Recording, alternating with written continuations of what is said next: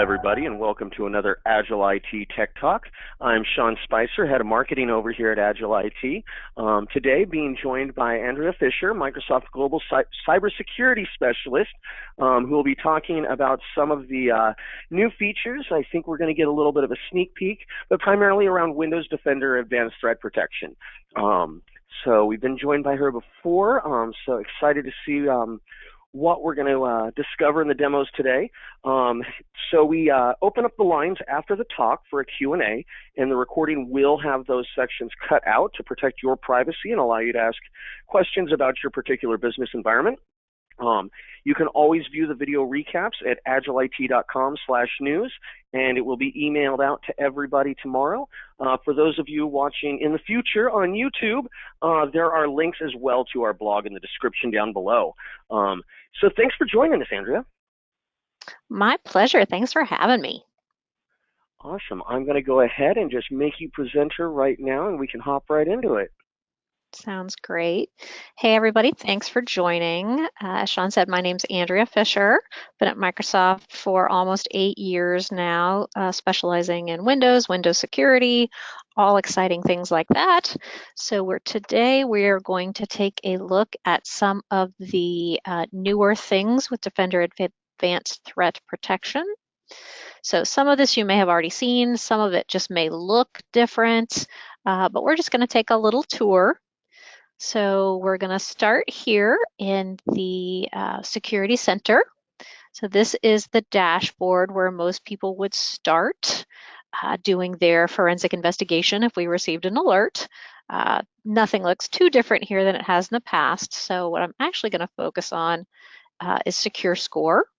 So Secure Score was introduced late last year, but the look and feel of it has changed. So you may have seen this dashboard before, but it has changed a little bit in the way it looks. So if most of you, I'm sure, are familiar with Office 365 Secure Score, where the job here is to give you some ideas of some quick wins you could make to improve the security of your environments.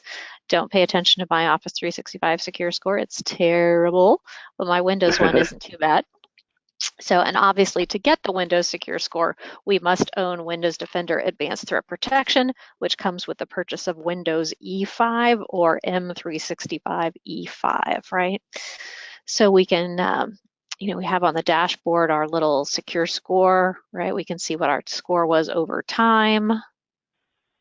We can see the top recommendations, right? So to me, the most interesting part. So it looks like we're running behind on some latest security updates. We get those updated, we can get 75 more points. This is also applies to all of the Windows pieces of security as well, right? If you're running BitLocker, we could take some steps here to get some more points as well. Antivirus, looks like we've got some machines that don't have the latest definitions updated, right? Some choices like that. So for fun, let's come in and let's take a look at the OS security updates. We can come over to our little arrow friend here, right? And it says we need to install the latest security updates on 15 machines. Looks like a couple. We got 3 machines running Windows Insider, but are behind, right? They're not using the latest Insider build. It looks like we've got 2 machines where the sensor isn't working properly, right? But we can click here on the 15. It's going to take us into the machine list. That does not look like 15 machines to me, so I apologize for that. That looks like 1, 2, 3, 4, 5, 6 machines. But again, this would be the list of machines that need updates. We could export that out to an Excel spreadsheet if the team who does patching is different than the team who does the forensics research. So we could pop that in an email, send it over to the patching team and say, hey guys, can you take a look at this and see why these machines aren't patched, right? So just with a quick report and a quick email, we can get things, improve our score, which is really the point of that, is improving our security, right? So also, not brand new, but the look and feel again is new, is the Threat Analytics dashboard, which I love. I don't know if you got, for those of you who have been an admin of any kind, you know how difficult it is to keep up. Yes, it would be great if we could be reading every blog and every you know, news feed out there to know what's new and what the new dangers are out there in the world, but that's hard to do because we have to do our day job. So that's what the job of threat analytics is for you. Microsoft's researchers are looking, you know, they're looking at Defender antivirus information, they're looking at Defender ATP information, and they're spotting trends that are going on and around the world, right? You can see this one actually, these are updated all of the time. This was literally published on February 19th, right? So this was just, what, 2 days ago. So out in the wild, we saw some malware campaigns that are using ISOs now to deliver their malicious payload. Oh, what happened? Hang on. Sorry, refresh.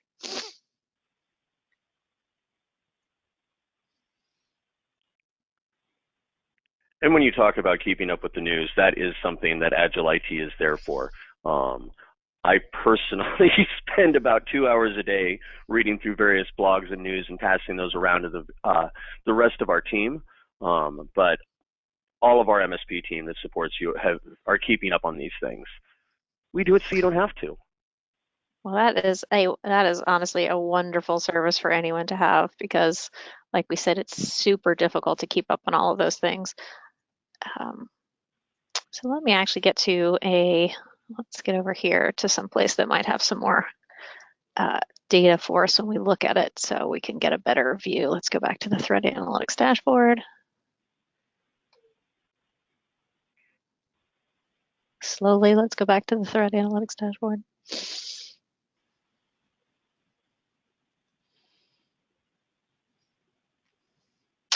All right, or maybe we won't. Let's go. Let's go back where we were. So the great thing about this as well is, now this is in my demo environment, so you can see I don't have a lot of machines onboarded, but the great part about this is it's going to tell you what the research has found, right? Microsoft Security Research have observed various email-based campaigns using ISOs as file attachments. Here's what some of the subject lines have looked like. Here's how the attack works. What's the impact? You can see here it was running really heavy around the holidays. I guess everybody took a little vacation over Christmas, and then they came back really strong at the beginning of the year. Tells you what should we do, right? If you're running Defender antivirus, turn on cloud protection. But the great part over here, which is what I was trying to show you in an environment that had more machines, is this tells you of the one machine I have in my test environment, it's already taken care of, right? It's been mitigated. But imagine if there were thousands of machines in here.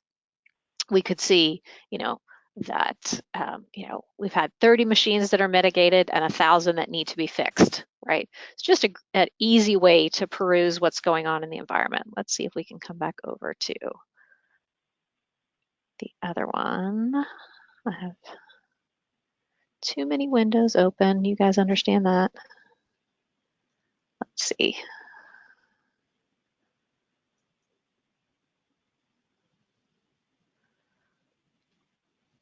So, and you can see this dashboard looks a little different here. But let's look and see if I have any that have actual, sorry, this is slow performance in this browser, so I think we're going to ignore this one. Let's go back. You can see we've got 33 of these new, since the last time I logged into this console, there have been 33 new threat analyses done here, right? So you can see Agent Tesla credential threat, right? And we can scroll all the way back down to some of the very first ones that we did, which were WannaCry, Inspector, and Meltdown, right? And the great thing about some of these is, you know, with Spectre and Meltdown, there were two pieces of the pie, right? We had to do the microprocessor update and we had to do an actual Windows update. And it would show us the machines in our environment that maybe had one but not the other, or who needed both. Another new thing, so we used to, and it's still available for people who do want to write their own custom Power BI reports, right? We're doing a lot of the reporting in Power BI. And like I said, still available to you guys too, but they're also doing some built-in reports. But let's take a look at the Power BI stuff first as it builds. So the dashboard is great for, you know, looking at red alerts, looking through all of the forensic data, right? What things were happening. But if someone says to you, how many red alerts have you responded to in the last 3 weeks? That is that is when we come to like Power BI, right? So this is where we can come in here.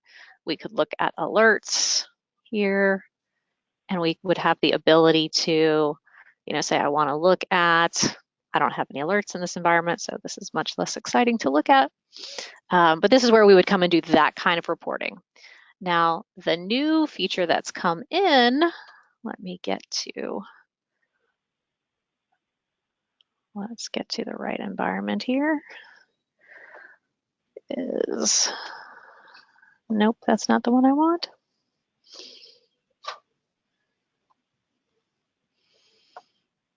I may just have to refresh here and see if we can get some action.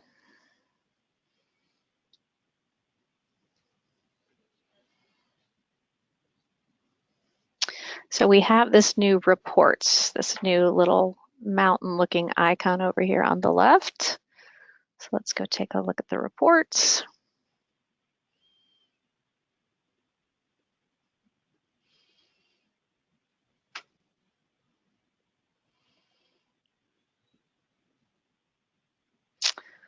Yes. Yes, totally enjoying the very slowness here. Let's see if we can try. We'll try one more.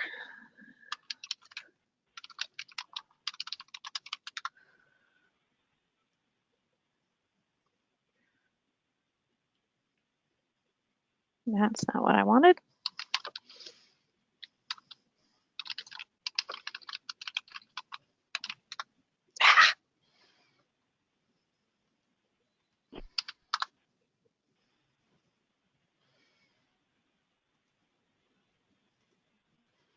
Yeah, I'm not sure what's going on in that environment. Super slow. Let's come over here. I want to be logged in as a different person.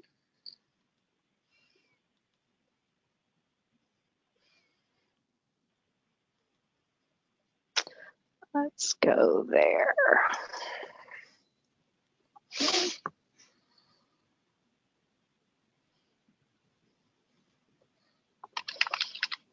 Building up the anticipation. Yeah, sorry guys. It was working perfectly fine, which of course I checked it earlier, right? Please log in as the right person. Nope, still again. Curses.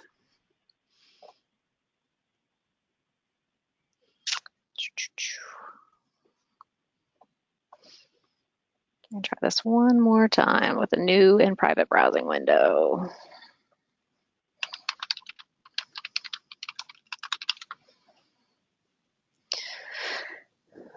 There's also some great new integrations that we're going to look at in a minute, hopefully. So let's come down and take a look at the reports. So this is the new reporting page. And we're looking at data over the last 30 days, but we could change that to the last 6 months, whatever custom range we so desire. We can look for specific detection sources. I only want to see things that came out of antivirus. So I've had 3 antivirus ones over the last few days. Maybe I just want to see something that came that had to do with credential theft, right? I can apply that.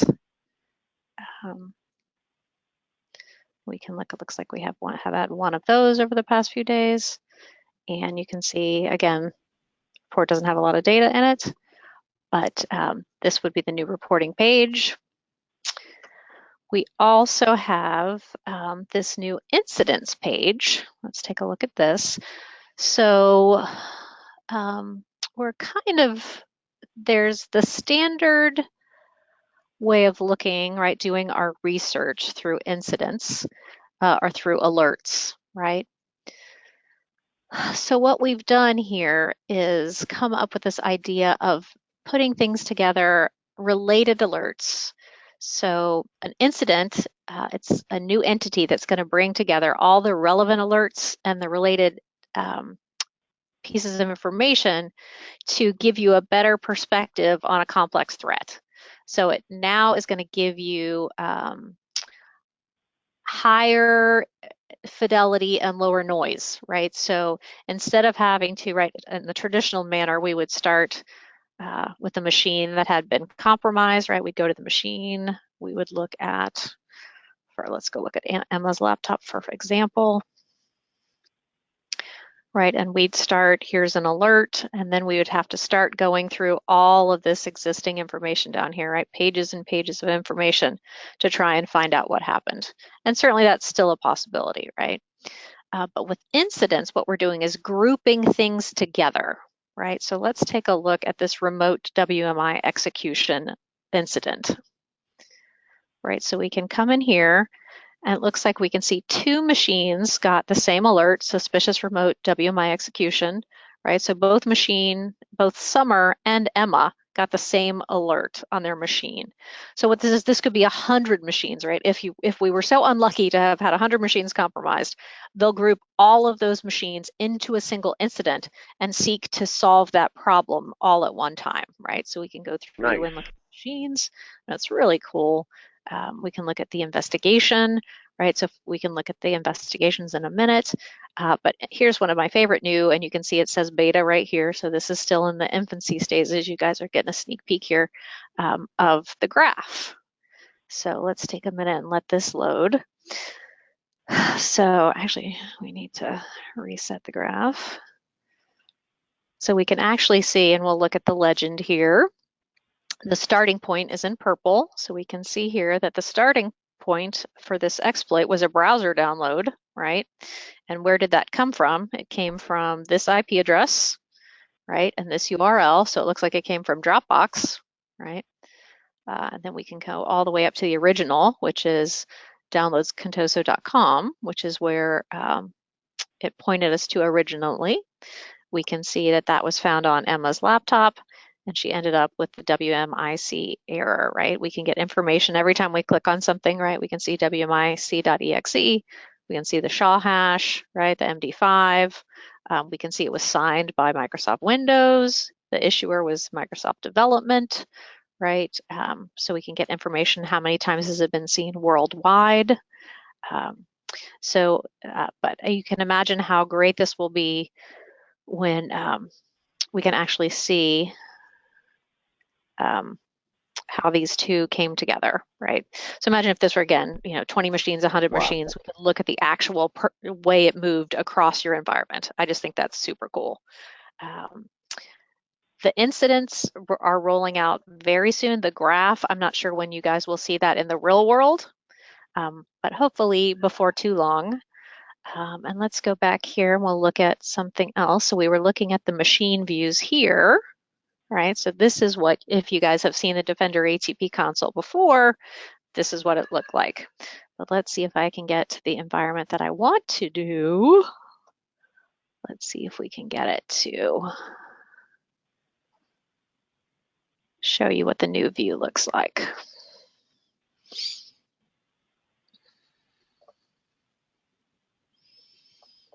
All right. Let's try it here.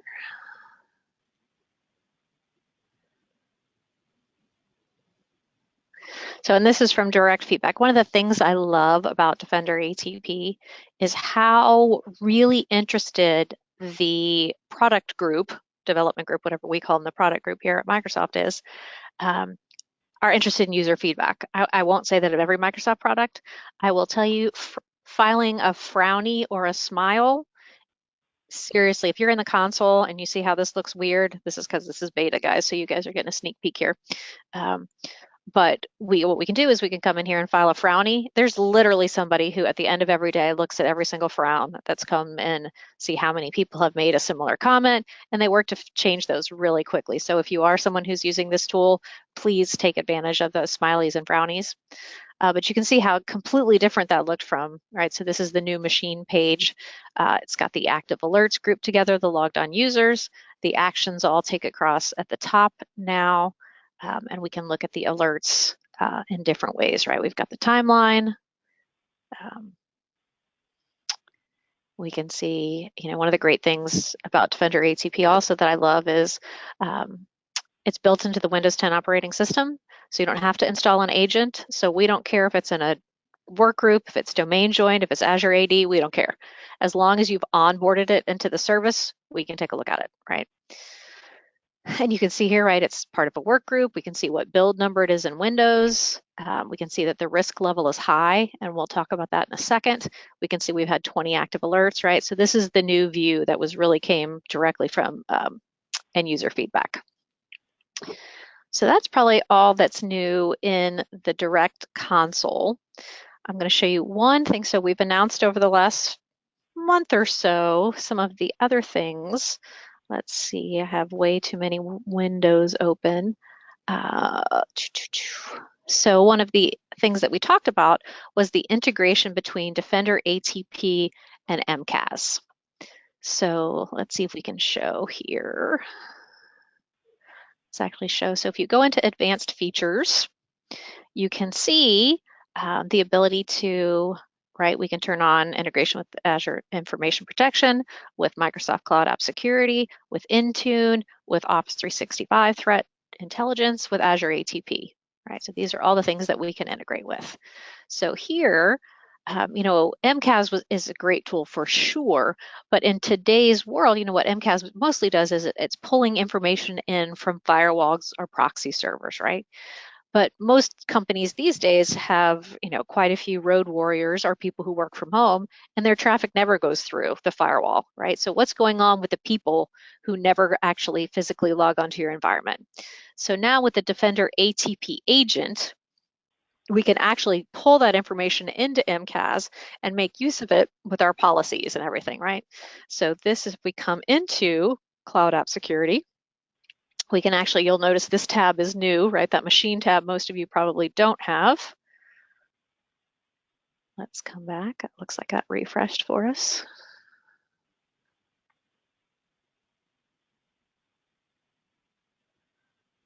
Cloud Discovery Dashboard, Machines. Did it change who I'm logged in as?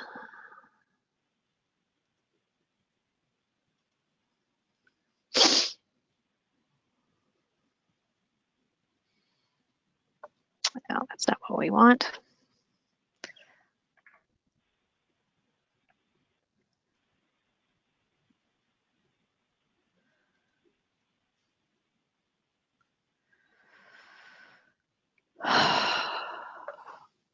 Well, it was working moments ago. That beta life.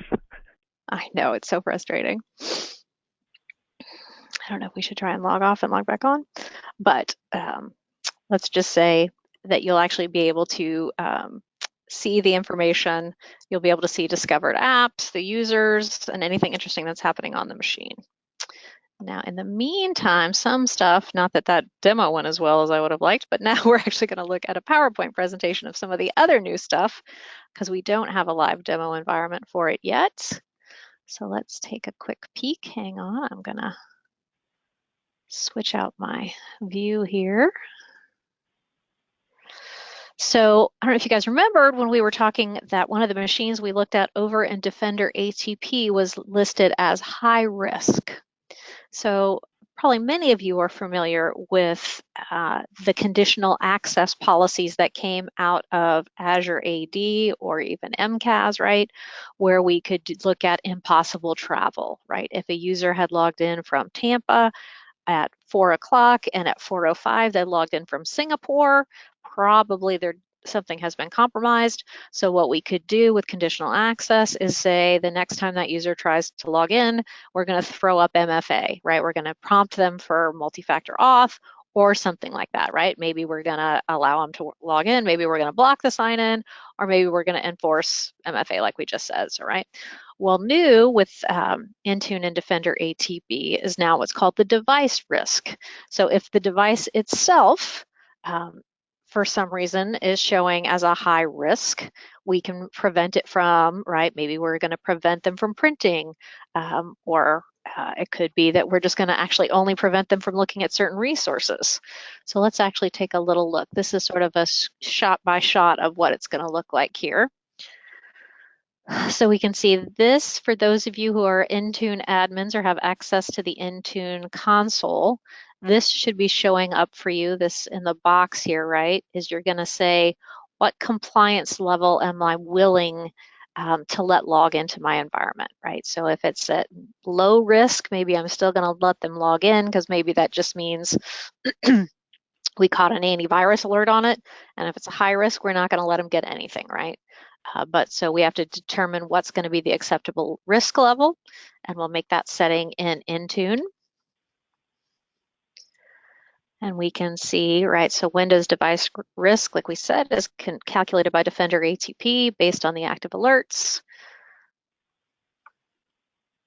And we can see once a red alert has been thrown, right, we have restricted the access of our user from any of their cloud apps. That's what we decided to do. So, and once the machine gets remediated, which hopefully will be automatically based on some of the new machine learning, that access will be restored.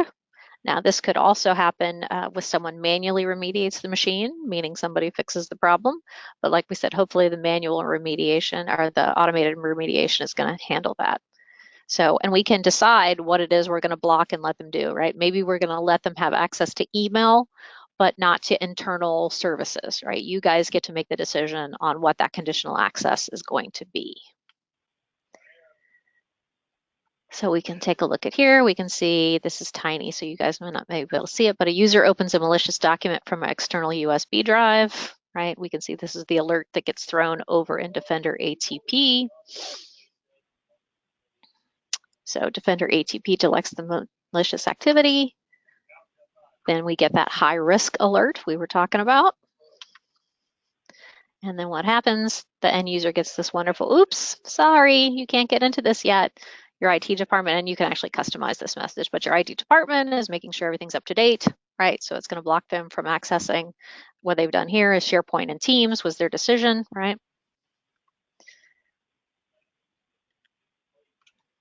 And then the automated incident response, right? This is from our Hexadite purchase, is where we have added all of that new intellectual property on automatically remediating alerts. That graph is really cool. So we can take a look at that in the over in the console as well. So we can see that that's been remediated, and so then all of a sudden, yay, the user can continue to work, right? So sometimes this happens so quickly, the end user doesn't even notice it. But again, it's just helping to shrink the attack surface area in our environment. And once we've removed the threat, it goes back down to no risk, right? So that is the conditional access piece. Let's see. No, we don't need that. And then we have, I also wanted to show you all some of the new parts here with the integration between Azure Information Protection and Defender Advanced Threat Protection. So one of the biggest complaints, concerns, I'm not sure what the right word is, but imagine if someone is in Singapore and they call and they tell you, I left my laptop in a taxi cab. And the first question that IT asks, is there any sensitive information on there? And what does the end user say? I have no idea. right? So what we do here is we're actually integrating the desktop itself with Defender ATP and Azure Information Protection so that you can actually look at, this is that new view that we saw of the device, right? And we can see, or actually, hang on, I think I've got a better slide here to show that. So this is like we talk about, John downloads a sensitive file from SharePoint.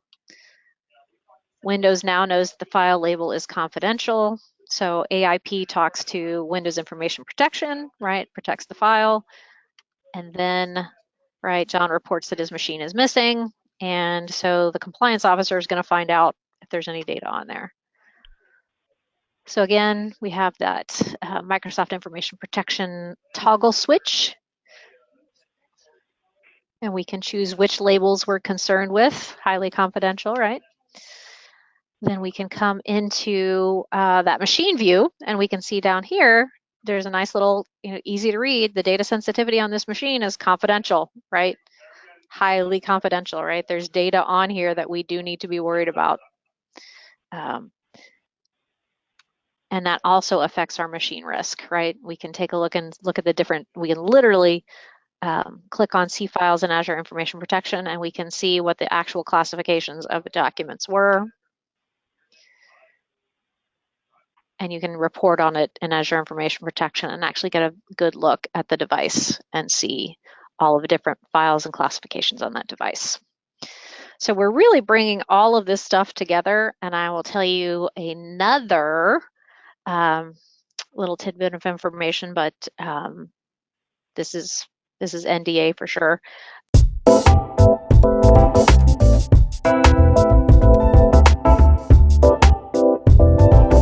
And I'm also going to show you one more thing. I don't know if you guys have seen this yet. I can't remember which window it's open in. So let's see. I'm actually going to, yes. So if anybody has the opportunity to go to devicemanagement.microsoft.com, this is a new portal that's going to be just for our device managers, right? One of the problems or one of the challenges with with Azure, right? The Azure portal is, right, everything is in here, right? We've got app services, we've got Windows, we've got Intune. So we've actually created a dashboard just for our device managers here. So, and you'll notice it's very similar to the same things that are in Intune itself. But one thing I wanted to mention to you that I'm really excited about is the addition of the security baselines. So I was a former AD admin before I came to Microsoft. So, we use security baselines for years, right? Security baselines are Microsoft with each release of Windows gives out an ADMX, right? Gives out a group policy template of the settings we think you should apply to be the most secure. That's been around for group policy forever.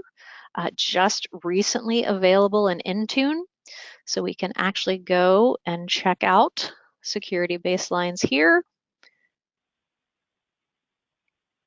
We can see, let's go look at my security baselines.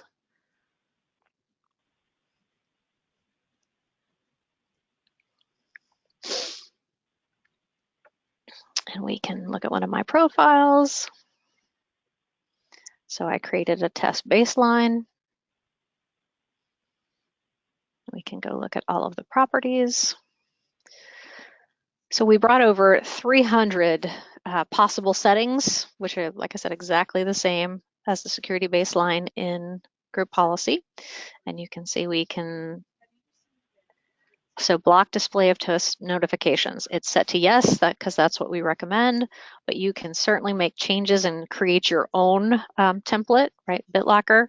Here are the settings we recommend. Yes, you should have it right encryption. Here are the settings we recommend, whether it's for the browser, right? So there are over, like I said, 300 settings in here that have been fine-tuned to what Microsoft thinks are the best settings. And this is something you can literally just create a baseline, save it, and enable it, assign it to your users, or customize it as you see fit. But honestly, to me, this is really a step showing that Intune is going to be really one, is becoming a fully functioning management tool the way that a domain controller has always been, right? So that was a lot of talking really fast.